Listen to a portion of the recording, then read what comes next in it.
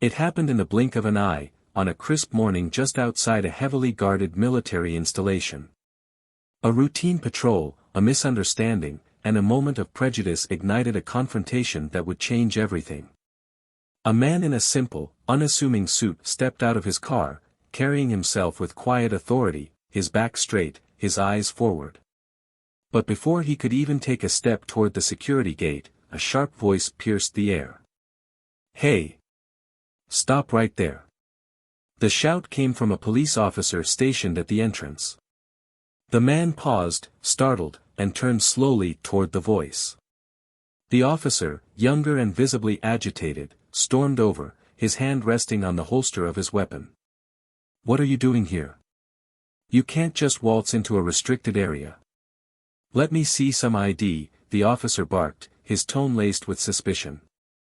The man reached calmly into his pocket, his every movement deliberate. He handed over his ID, a faint trace of confusion crossing his face as he waited for the officer to scan it. But instead of reading it, the officer barely glanced at it before tossing it back. "This doesn't mean anything. You're loitering near a military base, and that's enough for me. Turn around and leave, or I'll arrest you for trespassing." "What? That's my ID. If you'd look closely, you'd see, I don't need a lecture from you." "Move along," the officer interrupted, stepping closer, his voice rising. The man hesitated, visibly trying to maintain his composure. "I'm here for official business. If you'll just, official business? Do you think I'm stupid? People like you don't belong here. Now, I'm giving you one last chance. Turn around, or things are going to get real ugly." The words hung in the air like a slap, and for a moment, the man didn't move. Then, as if to drive his point home, the officer raised his voice again. "Don't you understand? You're nothing here." Around them, a small crowd began to gather, other officers, some civilians passing by, and even a few curious onlookers who stopped to watch the escalating scene.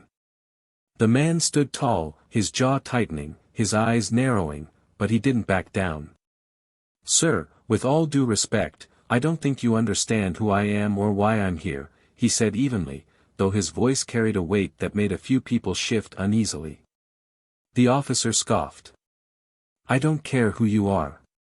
You're trespassing, and that's all I need to know. Now, get out of here before I make you regret it." A murmur rippled through the growing crowd. A few people exchanged glances, some whispering among themselves. But the officer wasn't done. He stepped closer, his hand still on his weapon, and made a decision he would regret for the rest of his life. With a sharp motion, he shoved the man backward. The impact wasn't just physical, it was symbolic, a blatant act of disrespect. The man stumbled but didn't fall. He straightened, brushing off his suit as his face darkened with restrained fury. "I warned you," the officer snapped, moving to grab him. But this time, the man raised his hand, stopping the officer mid-motion. "I've tolerated enough," the man said quietly, but there was steel in his voice now. "If you won't listen to reason, perhaps you'll listen to the consequences of your actions." The officer's smirk faltered for the first time, replaced by a flicker of doubt. But before he could respond, another voice called out from the crowd. "Wait! Do you know who that is?" The officer froze, his hand still mid-grab, as several people began whispering more urgently. The murmurs grew louder, spreading through the crowd like wildfire.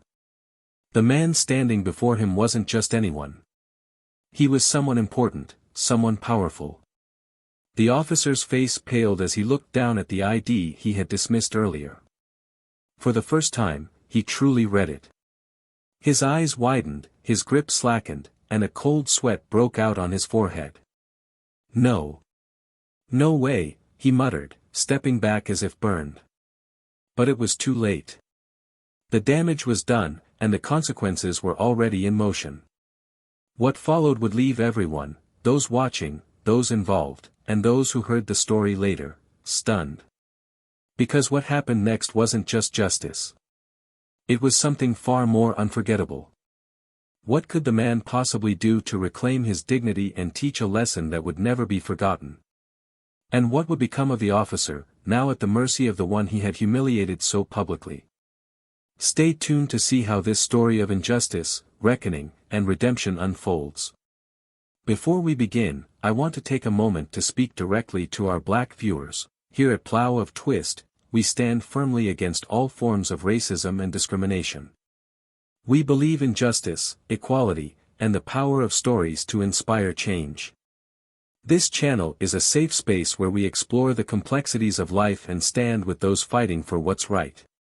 Thank you for being here, and I hope you enjoy this gripping story. Don't forget to hit the subscribe button and join us on this journey of powerful narratives. Let's dive in. The morning sun bathed the city in a pale, golden light, glinting off the glass windows of towering office buildings and casting long shadows over the neatly paved streets.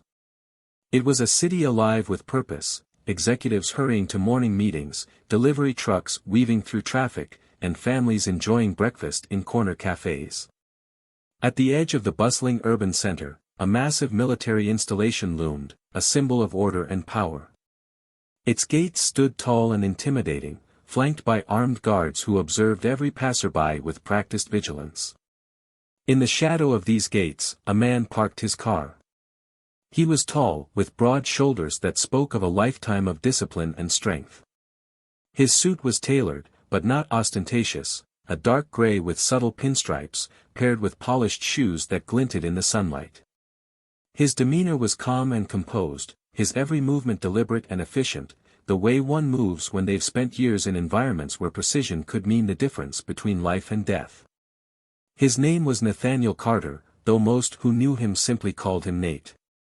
At 42 years old, Nate was a decorated general in the United States Army, with decades of service that had taken him from the deserts of the Middle East to the jungles of South America. He had been a leader, a strategist, and a mentor to countless young soldiers. But on this particular day, his rank and reputation seemed irrelevant. He wasn't here to give orders or oversee an operation. He was here for a routine meeting with the base commander, a formality that was part of his duties as a liaison between the military and local government. Nate adjusted the cuffs of his shirt as he stepped out of his car, his polished shoes crunching against the gravel of the parking lot. The base stretched before him, a sprawling complex of barracks, training grounds, and administrative buildings surrounded by high fences topped with barbed wire. It was a familiar sight, one he had seen countless times in his career. Yet, there was something about the air today, heavy, tense, that made him pause. He glanced at the entrance checkpoint, where a lone police officer stood beside a military guard. The officer was young, his face clean-shaven and his uniform crisp, but there was a hardness in his eyes that spoke of a chip on his shoulder.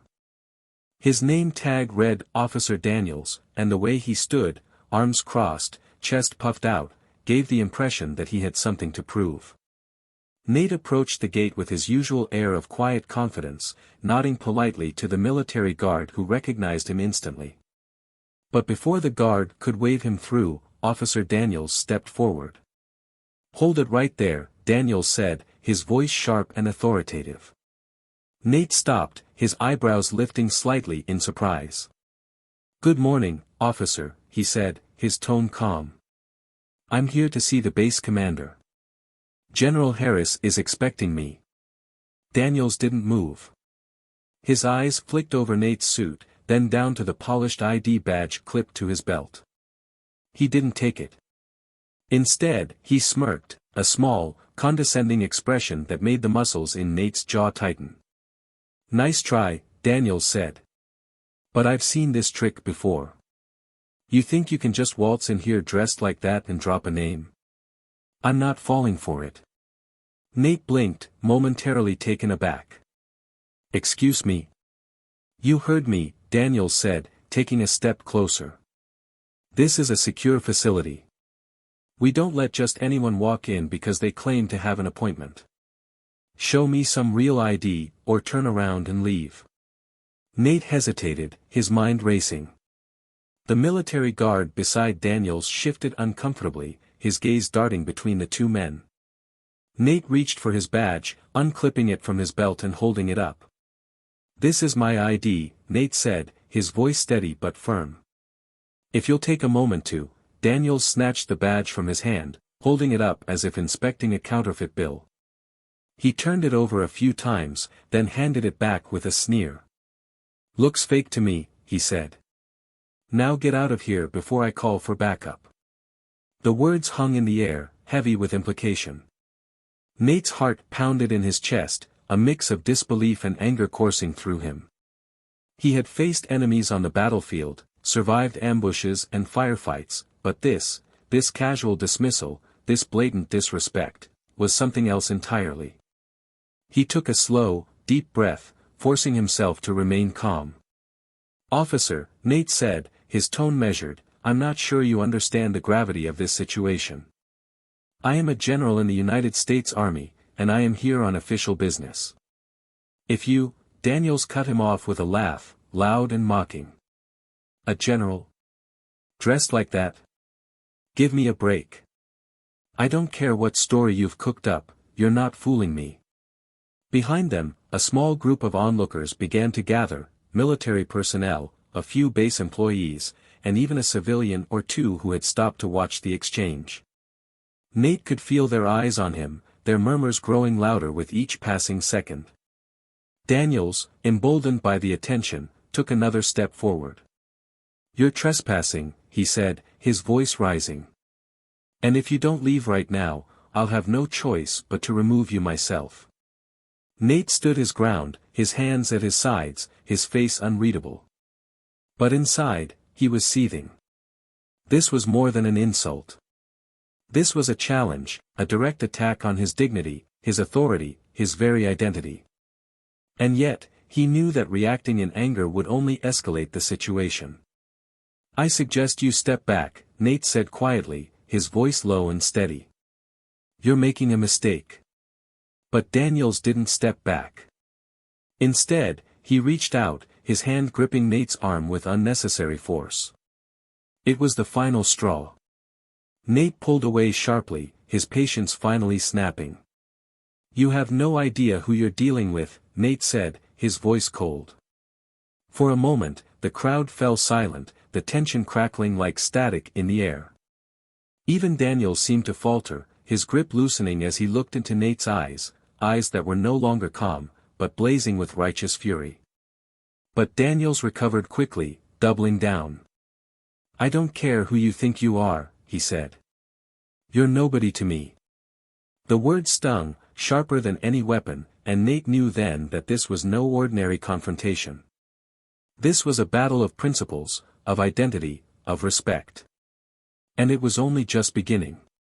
The murmurs of the crowd were a low hum in the background, a chorus of uncertainty and curiosity as Officer Daniels tightened his stance, gripping the radio on his shoulder. He looked determined, but there was a flicker of hesitation in his eyes, a tiny crack in his bravado. Nate Carter noticed it, but he didn't press. Not yet. He had learned the art of patience over decades, the value of allowing one's opponent to dig their own grave. "Sir," the military guard near the gate finally interjected, his voice edged with discomfort. "Maybe we should," Daniels cut him off, raising a hand. "I've got this handled. You can go back to your post." The guard's hesitation was brief, but telling. He glanced at Nate, then at Daniels, before reluctantly stepping aside. The message was clear, this was Daniels' scene now, and he was going to play it his way. Nate stood perfectly still, his expression unreadable. He could feel the weight of the stares around him, the whispers that carried fragments of assumptions and judgments. "Do you even hear yourself?" Nate finally said, his voice even, almost conversational. "You're standing here, accusing me of trespassing without even verifying my credentials properly. You dismissed my ID, one that clearly identifies me as an officer of the United States Army, because you assume I don't belong here. What exactly are you basing that on, Officer Daniels?" Daniels smirked, but it wasn't the confident expression he'd worn earlier. It was strained, defensive. What I'm basing it on is the fact that I've seen people like you try to pull this kind of stunt before. You don't intimidate me with your little stories about being an officer. If you were really someone important, why wouldn't the base commander have come out to meet you? Perhaps because the base commander doesn't assume everyone he meets is guilty of something, Nate replied calmly. Daniels' face reddened, his grip on the radio tightening. The crowd had grown larger now, the tension thick enough to cut with a knife. Every word exchanged felt like another spark to a pile of dry tinder, threatening to ignite something much bigger. I don't have to explain myself to you, Daniels snapped. And I'm not going to stand here and argue. You've got 30 seconds to leave, or I'll have you removed. There was a pause. Nate tilted his head slightly, his eyes narrowing. Removed, he repeated, his voice dangerously low. On what grounds? Daniels opened his mouth to respond, but before he could, a woman's voice rang out from the crowd. Are you kidding me? Do you even know who that is? The crowd shifted, parting slightly as the speaker, a civilian in her late 30s, dressed in a smart business suit, stepped forward. She looked furious, her eyes blazing as she pointed a finger at Daniels. That's General Nathaniel Carter, she said, her voice rising. He's one of the most decorated officers in the army. You're treating him like he's some kind of criminal, and it's disgusting. For a moment, there was silence. Daniels blinked, his mouth opening and closing like a fish out of water. Nate didn't move, didn't speak, his expression as unreadable as ever. But inside, he felt the tide begin to turn. I don't need a lecture from you, Daniels finally managed, though his voice lacked the sharpness it had before. This is official business, official business. The woman cut in, her tone dripping with disdain. Your official business is harassing a man who's done more for this country than you ever will. Do you know how ridiculous you look right now? Daniel's jaw clenched, his knuckles white around the radio. The crowd murmured louder now, a mix of outrage and agreement rippling through the onlookers. Ma'am, I suggest you step back, Daniels said, his voice straining to maintain authority. This is a law enforcement matter, and you're interfering. I'm interfering because you're out of line, she shot back. And everyone here can see it. Daniels' gaze darted to the crowd, his chest heaving as he tried to regain control of the situation. This is over, he barked. I've given him enough chances. If he doesn't leave, you'll what? Nate's voice cut through the chaos like a blade, quiet but commanding. Daniels froze, his eyes locking with Nate's. For the first time, Nate stepped closer, his imposing figure towering over the younger man. You'll call for backup? Arrest me? Assault me? Go ahead, Officer Daniels, Nate said, his tone calm but laced with steel. Do what you think you need to do. But understand this, every action you take from this moment on will have consequences. Not just for me, but for you. The crowd fell silent again, the weight of Nate's words hanging heavy in the air. Daniel's hand hovered near his holster, his face a mask of conflict. The authority he'd clung to so desperately was slipping away, and he knew it. Then, a voice crackled over the radio clipped to Daniel's shoulder. Daniels, what's going on out there? We're getting reports of a disturbance at the gate. Daniels hesitated, his hand fumbling with the radio. It's under control, he muttered, his voice shaking slightly. Doesn't sound under control, the voice replied. Who's causing the disturbance? Daniels glanced at Nate, then at the crowd, before finally speaking. Just a civilian trying to access the base without proper clearance. There was a long pause. Then the voice on the other end said, What's the civilian's name? Daniel's face flushed, and he stammered, I didn't. It's General Nathaniel Carter, another voice interrupted, this one belonging to the military guard who had been standing silently by the gate. He stepped forward now, his expression resolute. And Officer Daniels has been detaining him without cause. The radio went silent. Daniels looked as though the ground had been pulled out from under him, his confidence crumbling by the second. "Daniels," the voice finally said, "stand down. Now." Daniels' hands dropped to his sides, his face pale. The crowd murmured louder, some shaking their heads in disbelief, others openly glaring at the young officer. Nate didn't move, didn't speak, his eyes fixed on Daniels with a quiet intensity that was far more powerful than any outburst could have been. The tension in the air was palpable, the lines of power and authority shifting with every passing moment. Everyone was waiting, for what, they didn't know. But one thing was certain, this wasn't over. Not by a long shot. Daniels stood frozen, his face pale, his hands clenched at his sides as the weight of the crowd's stares bore down on him. His radio crackled faintly, but he didn't respond. The silence around him was deafening, broken only by the occasional shuffle of feet or murmured whispers from onlookers. Nate Carter remained calm, though his steady gaze was unrelenting. He hadn't moved since the military guard had identified him over the radio, and his presence was now impossible to ignore.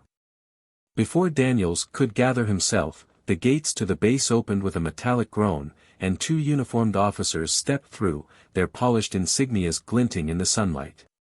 One of them, an older man with graying hair and a stern expression, scanned the scene before his gaze landed on Nate. His eyes widened, and he strode forward quickly, his voice ringing with authority. "General Carter," the man said, his tone equal parts alarmed and respectful. "What's going on here?" The murmurs in the crowd grew louder, and Daniels stiffened, his jaw tightening. Nate didn't immediately respond, instead allowing the question to hang in the air.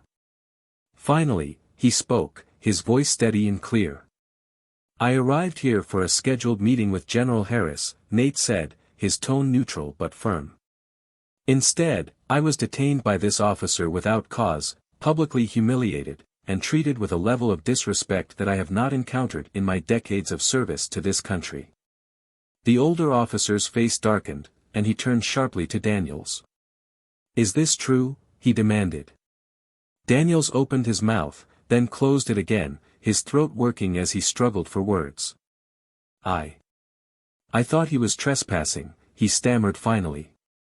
He didn't have what, Daniels?" the older officer interrupted, his voice sharp. "Proper identification? A legitimate reason to be here? Or did you simply decide he didn't belong based on your own assumptions?" Daniels' face flushed, and he dropped his gaze to the ground. The older officer shook his head in disgust before turning back to Nate. "General Carter, I cannot express how deeply I regret what has happened here. This behavior is unacceptable, and I assure you it will be dealt with." Nate regarded the man for a long moment, his expression unreadable. Finally, he nodded. "Thank you," he said simply, though his tone carried an edge that suggested the matter was far from resolved.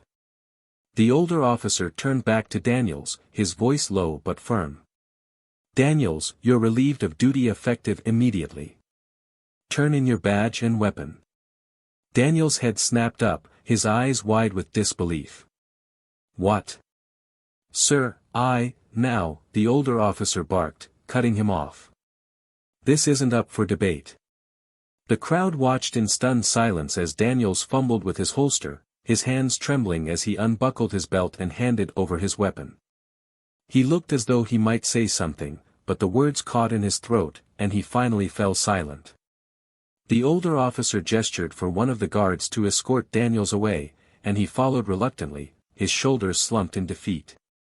As Daniels disappeared through the crowd, the tension in the air began to ease, though the sense of unease lingered. The older officer turned back to Nate, his expression earnest. "General Carter, if there's anything else we can do to address this situation, please don't hesitate to let us know." Nate inclined his head slightly. "I appreciate that," he said. "But I think it's time I spoke to General Harris. I trust he's waiting for me."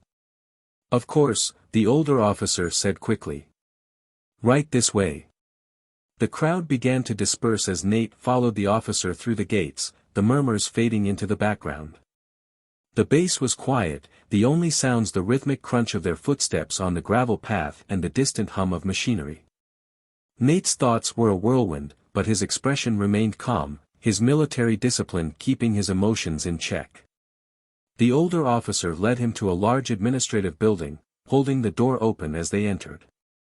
Inside, the air was cool and sterile, the fluorescent lights casting a harsh glow over the rows of desks and filing cabinets.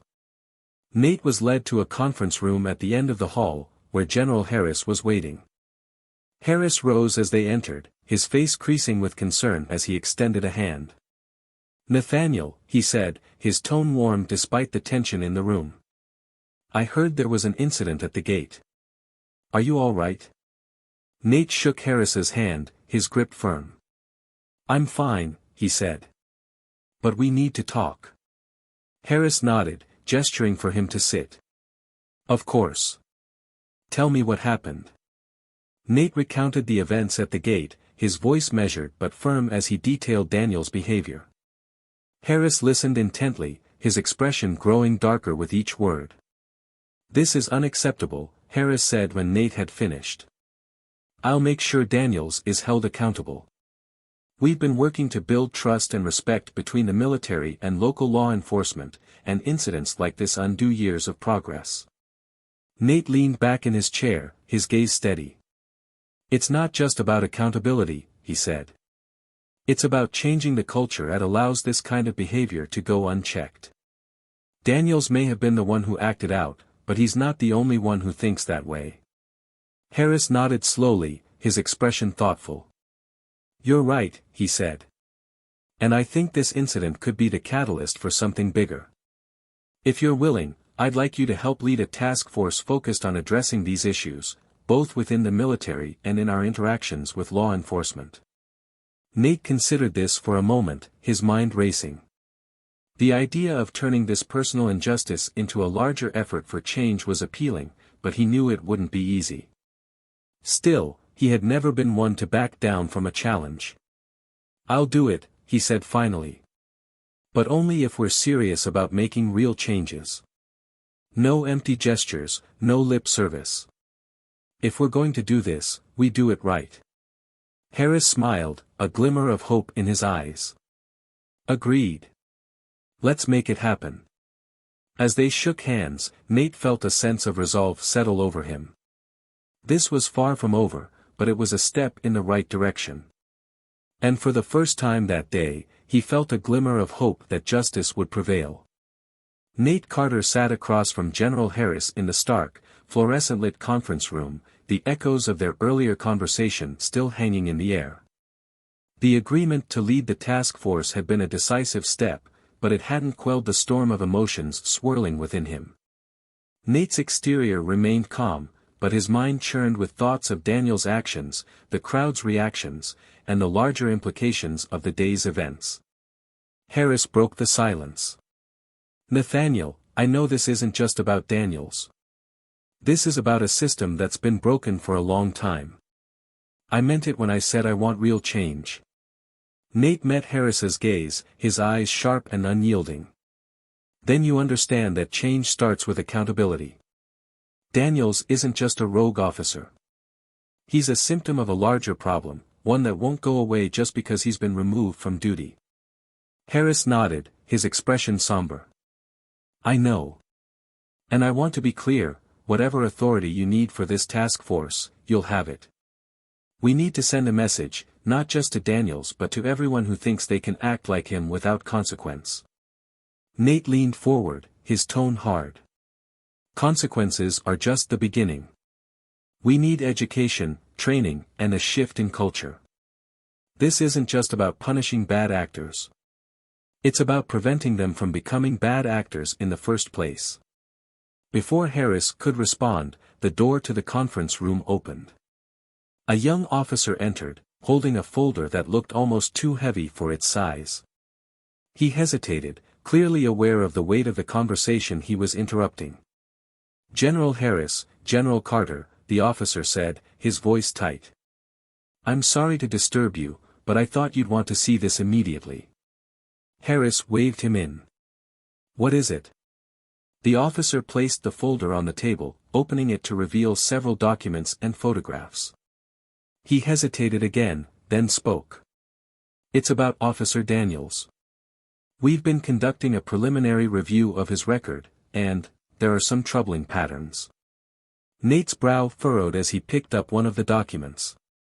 The words on the page jumped out at him: complaints of excessive force, repeated allegations of racial bias, and disciplinary actions that had been quietly filed away with no follow-up. How long has this been going on? Nate asked, his voice low and dangerous. Years, the officer admitted. But it seems like every time a complaint was filed, it got buried. Either his superiors ignored it, or they found excuses to dismiss the charges. Harris swore under his breath, his face darkening. This is exactly what we can't afford to let happen. How many lives has this man disrupted because no one was willing to hold him accountable? Nate's grip on the paper tightened, his voice calm but icy. More than we know. And it's not just Daniels. How many others like him are out there, protected by the same system that's supposed to ensure justice? Harris exhaled sharply, rubbing a hand over his face. This just became bigger than Daniels. We need to make this public. People need to see that we're taking this seriously. Nate placed the paper back in the folder, his expression unreadable. Public accountability is a start. But if we're going to expose this, we need to be prepared for the backlash. People don't like having their blind spots pointed out. I know, Harris said, his tone grim. But if we don't do this, we're complicit. The young officer cleared his throat, drawing their attention. There's one more thing. Daniels has requested to speak with General Carter. Nate raised an eyebrow, surprised.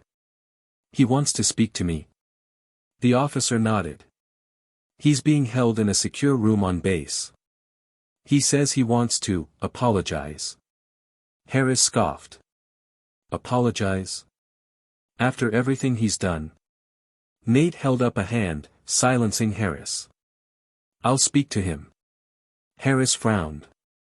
Are you sure? He doesn't deserve the time of day after what he pulled. Nate stood, his posture resolute. Maybe not. But if he wants to talk, I'll listen. Sometimes, the worst offenders can tell you the most about the system that created them. Harris hesitated, then nodded. All right. But I'm sending a guard with you. I don't trust Daniels not to try something. Nate didn't argue. He followed the young officer out of the conference room, his footsteps echoing down the sterile hallway. They reached a small, windowless room where Daniels sat, his hands cuffed in front of him and his head bowed. A guard stood by the door, his stance alert. Nate stepped inside, and Daniels looked up. His face was pale, his eyes bloodshot, and his entire demeanor was a far cry from the arrogant, overconfident officer Nate had encountered earlier. For a moment, neither of them spoke. Finally, Daniels broke the silence. General Carter, he said, his voice hoarse. I don't even know where to start. Nate crossed his arms, his expression hard. Start with the truth. Why did you treat me the way you did? Daniels hesitated, then sighed heavily. I don't have an excuse. I saw you, and I assumed. I assumed you didn't belong. I've been taught to trust my instincts, but looking back, I see how wrong they were. Wrong isn't the word, Nate said coldly. Prejudiced. Biased. Dangerous. Those are the words you're looking for. Daniels flinched, but he didn't argue. You're right. And I can't take it back. But I want you to know, I didn't mean to humiliate you. I thought I was doing my job. Your job. Nate's voice rose slightly, anger seeping through his controlled exterior. Your job is to protect and serve, not to act as judge, jury, and executioner based on your own biases. Do you understand the damage you've caused? Not just to me, but to every person who's been on the receiving end of your so-called instincts.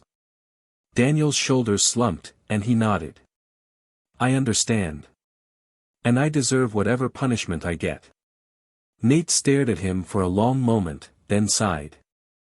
It's not about what you deserve. It's about what comes next. Are you willing to face the consequences of your actions and help us expose the truth about the system that allowed you to get away with this for so long? Daniels looked up, startled. You want my help? I want your honesty, Nate said. If you're serious about making amends, you'll tell us everything you know. Names, incidents, cover-ups. All of it. Daniels swallowed hard, then nodded. I'll do it. Nate stepped back, his expression unreadable. Then start talking. The weight of the moment hung heavily between them, a fragile truce in the midst of chaos. The air in the small, windowless room grew heavier as Daniels began to speak, his words halting and burdened with the weight of his admissions. He recounted incidents that mirrored his interaction with Nate, instances of overreach, profiling, and decisions that had been driven by biases he now struggled to acknowledge. Each story was like a stone dropping into a still pond, the ripples spreading outward, connecting patterns and exposing cracks in the system Nate had long suspected but rarely witnessed so intimately. Nate listened in silence, his arms crossed, his face an unreadable mask. The guard at the door shifted uncomfortably at times, but neither Nate nor Daniels seemed to notice. The confession unfolded like an unraveling thread, each piece pulling at something larger, something darker. There was a man, Daniels said, his voice low, a father of 3. He was just walking home from a convenience store late one night. I thought he looked suspicious. He wasn't doing anything wrong, but I stopped him anyway. I escalated things. Nate's jaw tightened, but he didn't interrupt. Daniels swallowed hard, his eyes fixed on the table. He ended up in the hospital. Broken ribs, a concussion. I told myself it was his fault, that he was resisting. But now I see it wasn't. I was the one who pushed too far. The room fell silent, the weight of the story settling over them like a shroud. Finally, Nate spoke, his voice quiet but firm. And what happened after that? Was there an investigation? Daniels nodded faintly. There was. But it didn't go anywhere. My superiors backed me up. Said I was following procedure, that the man was uncooperative. They closed the case. And you let them, Nate said, his tone sharper now. You let them sweep it under the rug, and you kept going. You kept doing the same thing, over and over. Daniels flinched, but he didn't deny it. I thought I was doing the right thing, he said, his voice breaking. But I wasn't. I see that now. And I want to fix it, but I don't know how. Nate exhaled slowly, his gaze piercing. Fixing it starts with taking responsibility, not just for what you've done, but for the culture that allowed you to do it. You want redemption? Then be honest. Name names, give details, and don't hold anything back. Daniels hesitated, his hands trembling slightly as they rested on the table. If I do that, if I expose everything I know, I'll lose everything. Nate leaned forward, his voice low and intense. You already lost your badge, Daniels. But you still have a choice to make. You can keep hiding, or you can stand up and help dismantle the system that protected you. Daniels looked at him, his eyes filled with something that resembled both fear and hope. Do you really think it'll make a difference? He asked. Nate's gaze didn't waver. I don't think it'll be easy, and I don't think it'll happen overnight. But if we don't start somewhere, nothing will ever change. The words hung in the air, and for a moment, Daniels didn't respond.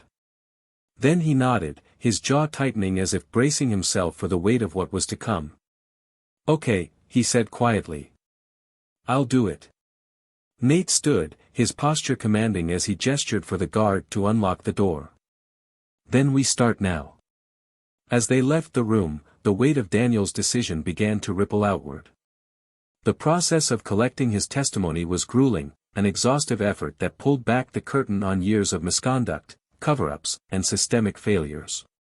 Names were named, dates and incidents catalogued, and evidence unearthed that had long been buried. Each revelation was a blow to the facade of integrity that the system had carefully constructed, and the implications were staggering. Back in the conference room, Nate and General Harris pored over the documents and recordings, their expressions growing grimmer with each passing moment.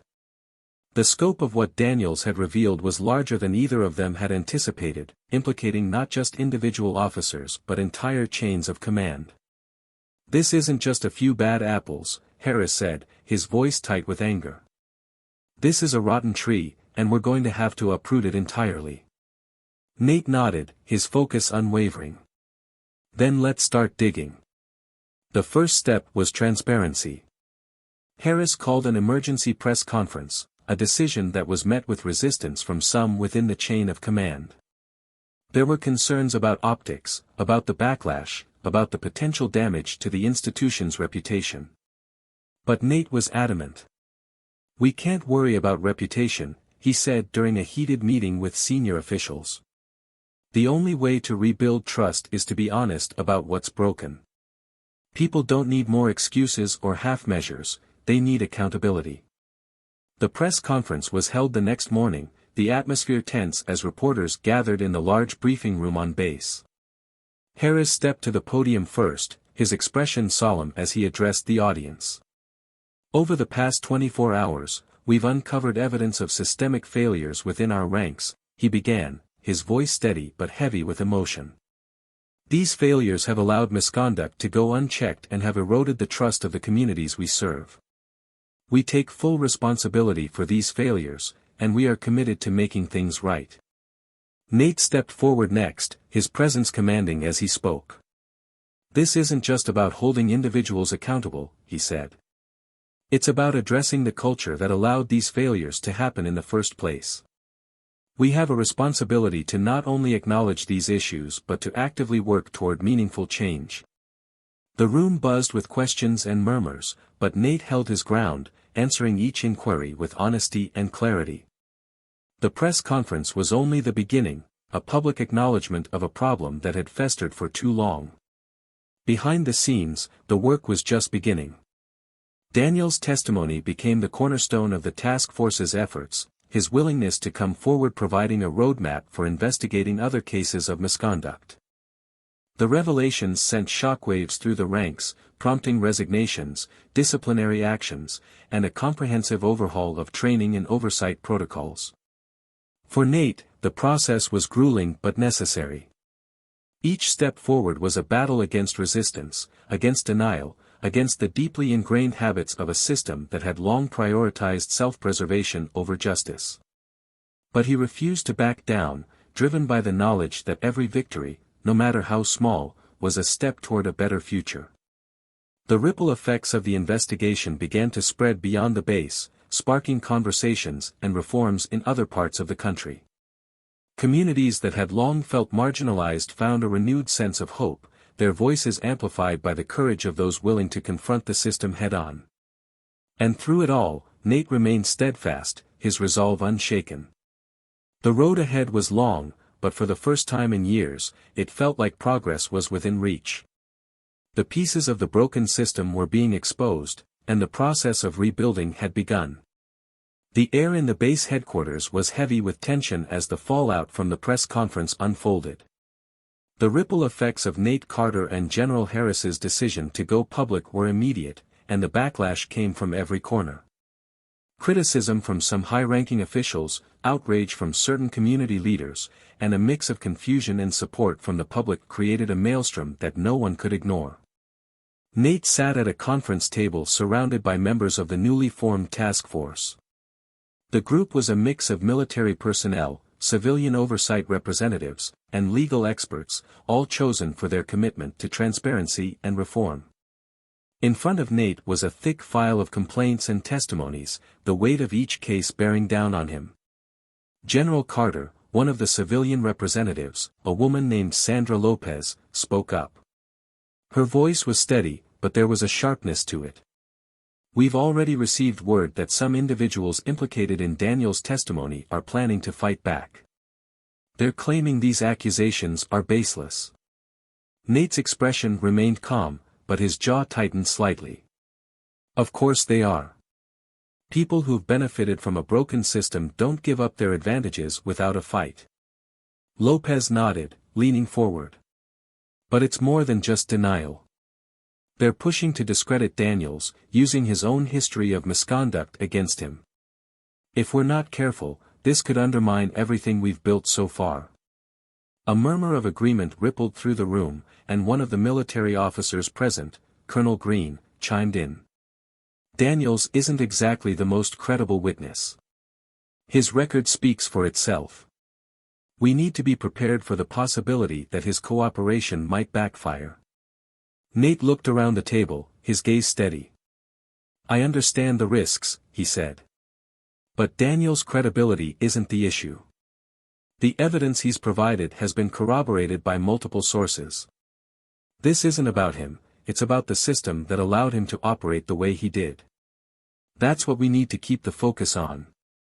Green still looked unconvinced. And what if they shift the focus back onto us? If they start pointing fingers at the military for enabling this behavior, it could damage our reputation beyond repair. Our reputation is already damaged, Nate replied sharply. And it should be. We can't rebuild trust if we're more concerned about saving face than addressing the truth. The room fell silent, the weight of Nate's words settling over them. After a moment, Harris, who had been sitting quietly at the head of the table, spoke up. Carter's right, he said, his voice firm. This isn't about protecting the institution, it's about fixing it.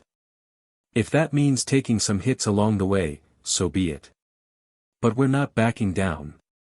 Lopez exhaled slowly, nodding. Then we need to be strategic. We should expect pushback not just from those implicated but from outside forces as well. The media, politicians, community leaders, all of them are going to have opinions about what we're doing. Let them, Nate said. Our job is to keep moving forward, no matter how loud the opposition gets.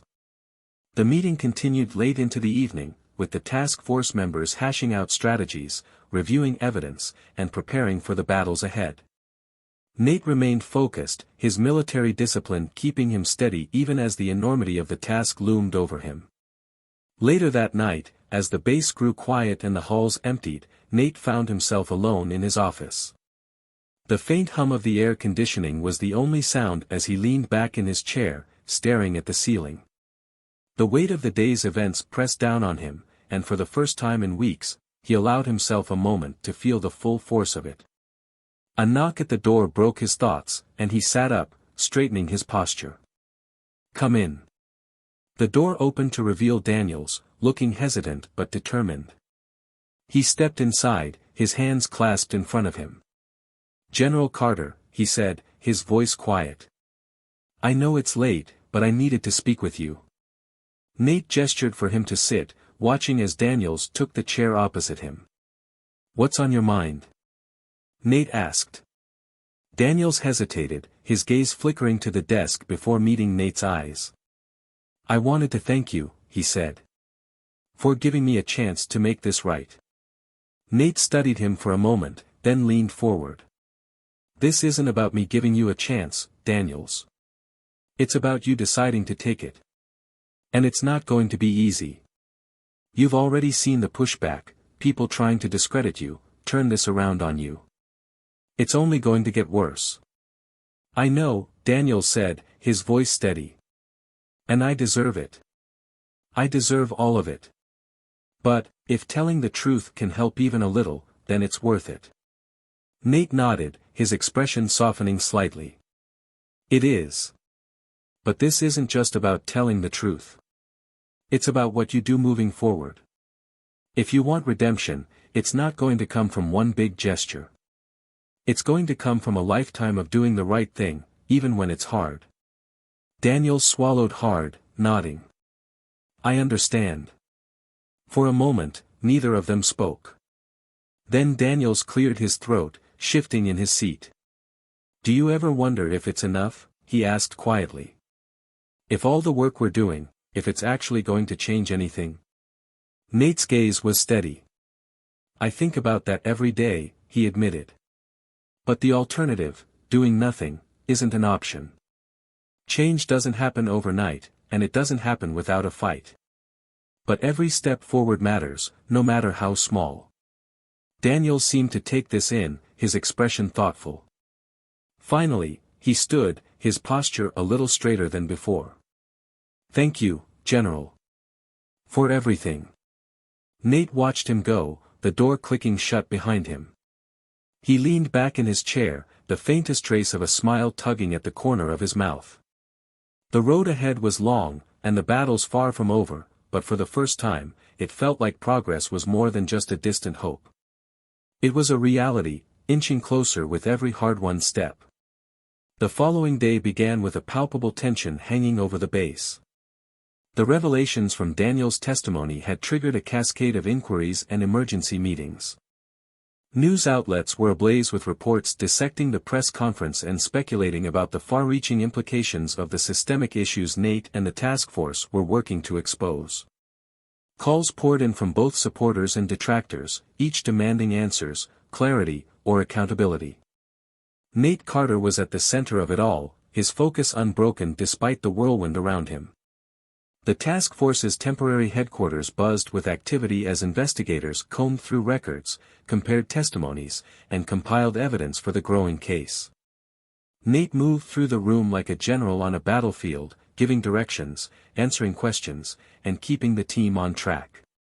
By midday, he found himself in another tense meeting, this time with a group of senior officials from various departments. The air in the room was thick with unspoken resentment and thinly veiled skepticism, but Nate wasn't there to placate anyone.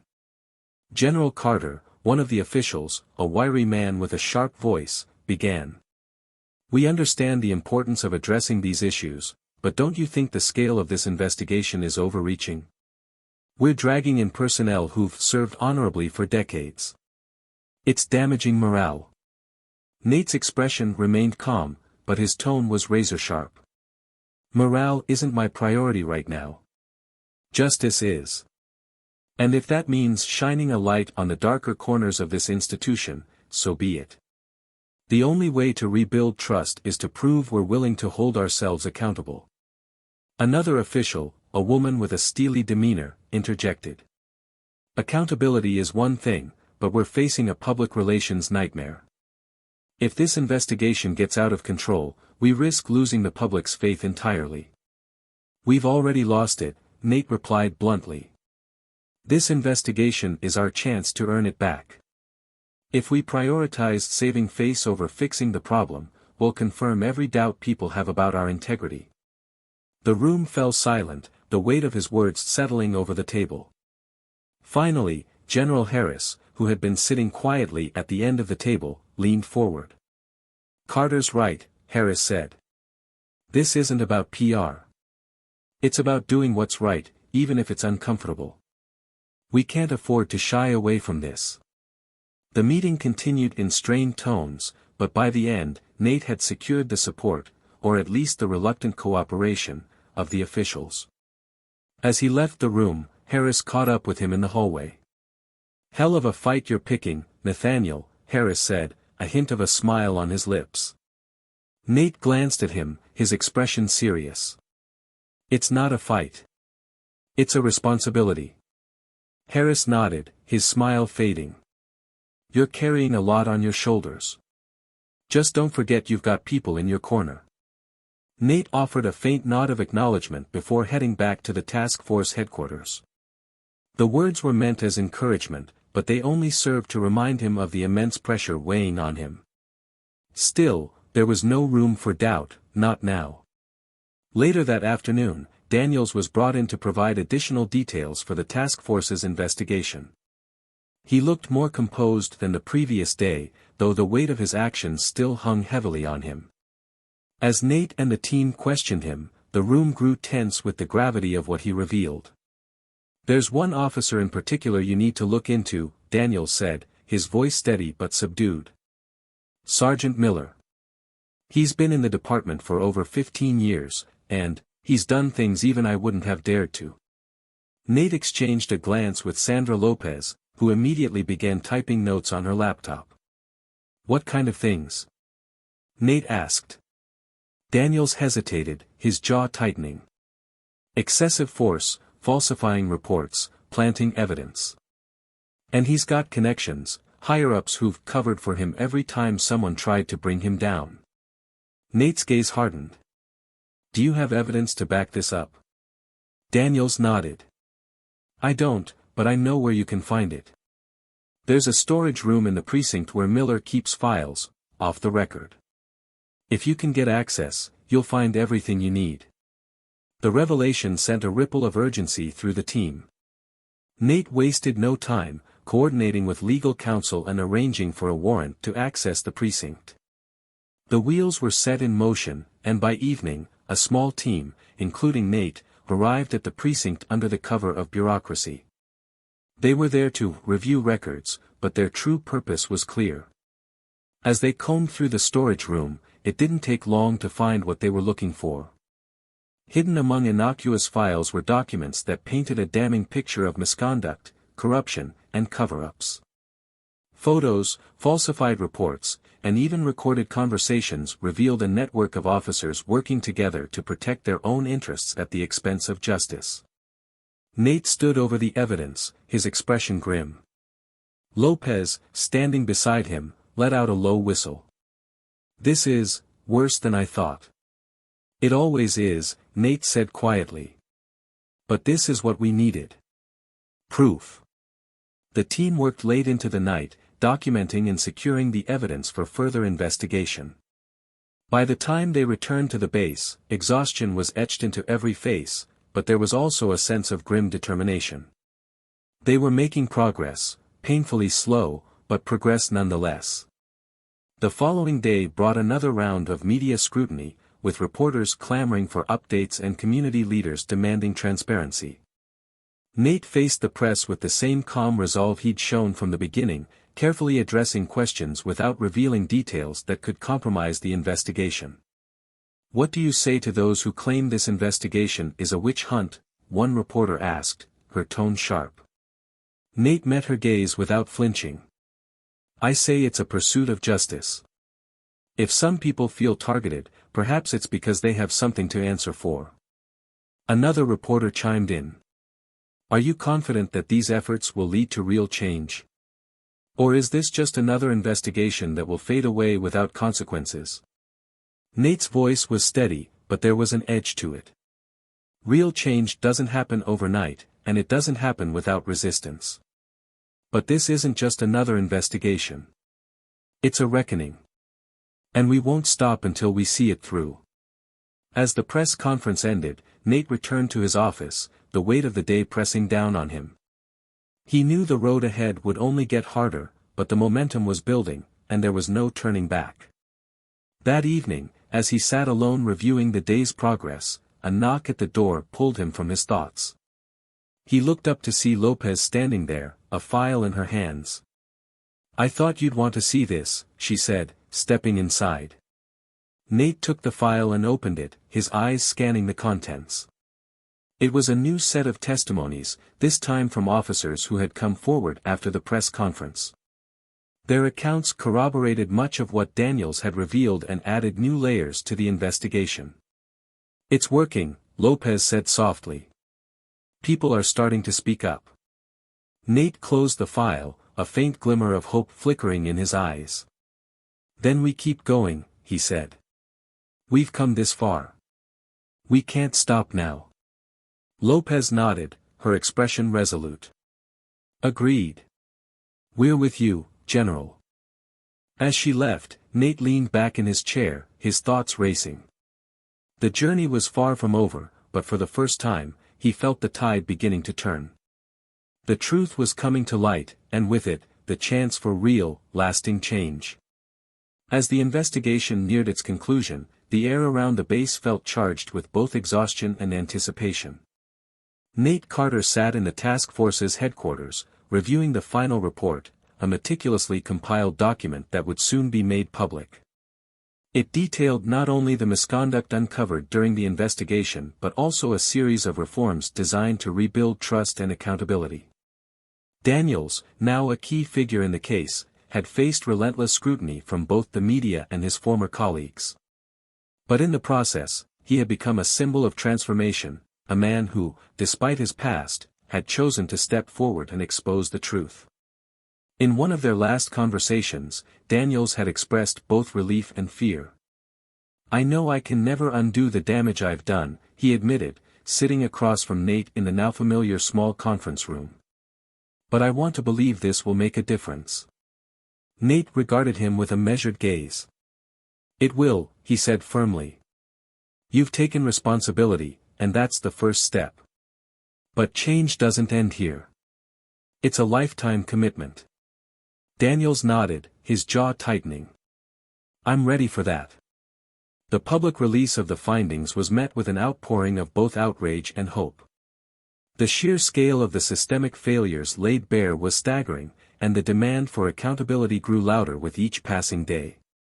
Resignations followed swiftly, as those implicated in the cover-ups and abuses stepped down under pressure. Others faced criminal charges, with investigations launched into their actions. Sergeant Miller, whose secret files had been a linchpin in the investigation, was among those indicted. His trial became a focal point of national attention, a stark reminder of the dangers of unchecked power. As evidence mounted against him, the courtroom became a stage for a broader reckoning, with victims and witnesses sharing their stories. For Nate, the resolution of the investigation was bittersweet. He had achieved what he set out to do, uncover the truth and set the wheels of reform in motion. But the process had come at a personal cost.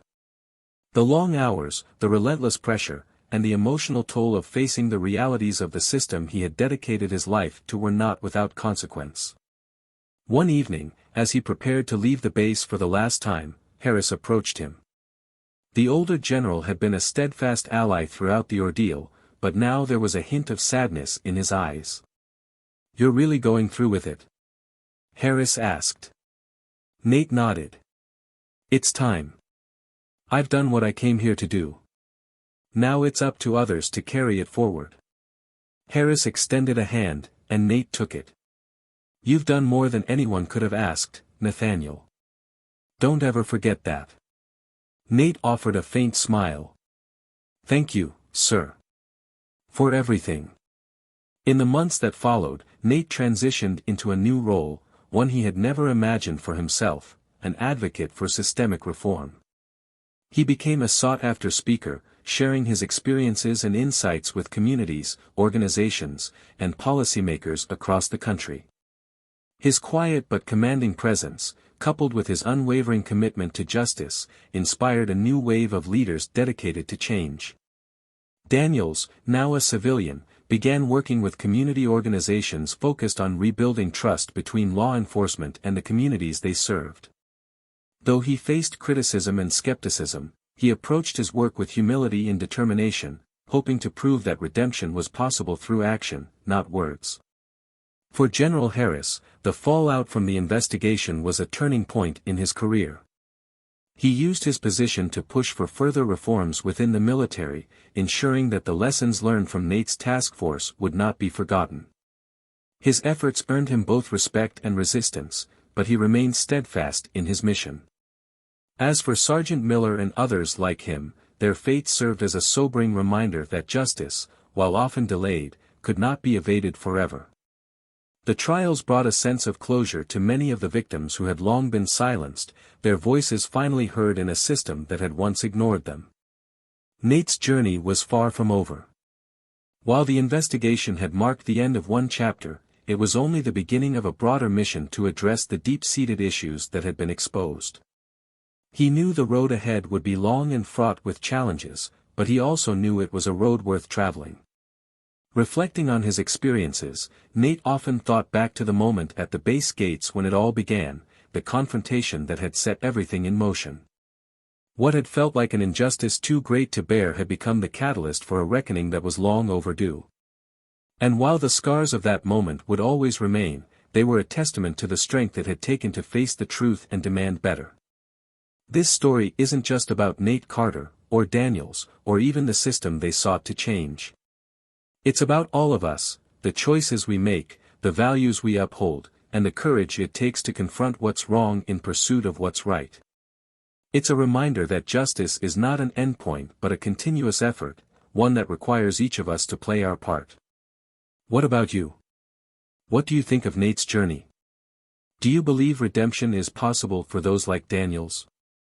How do you think systems like the one in this story can be reformed for the better? Share your thoughts in the comments, we'd love to hear from you. And if you found this story as powerful and thought-provoking as we did, don't forget to subscribe to Tales of Twist for more stories that challenge, inspire, and surprise. Together, we can explore the complexities of justice, humanity, and the power of change. See you in the next story.